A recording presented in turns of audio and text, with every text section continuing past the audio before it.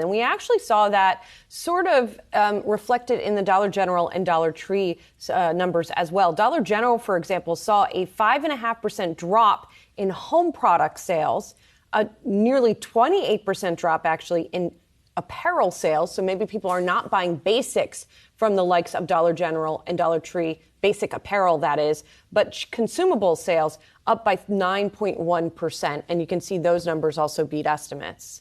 Yeah, and we've been talking with just about every guest we talked to with retail about the shifting consumer preferences, reorienting from the goods sector to the services sector. And that's what I think we're also seeing play out in a number of these discount retailers. So I, like you, I love to look at Dollar Tree and Dollar General as kind of a proxy. I'm going to pull up the charts here on the Wi-Fi Interactive. Here we have Dollar General over the last 10 years. That's a pretty impressive chart. It is consolidating at the upper end of its range. Now, if you take a look at what's happened over the last year, this is not necessarily what you want to see. This is a broadening megaphone pattern, perhaps, and it looks like we might want to come down and test 1.75. Hard to say.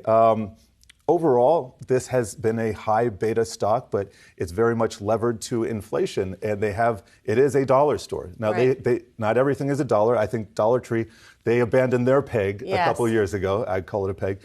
But their goal is to sell cheap stuff. I think Dollar General also has a broader mix of fresh produce and things like that. Right. So. They've been expanding that. Just very quick mention of Dollar Tree while we're at it. It's actually somewhat surprising to me that Dollar Tree is up as much as it is this morning because the company's forecast was pretty lousy, actually. Earnings per share last quarter did beat analyst estimates, and the company saw about a 6.5% gain in its net sales.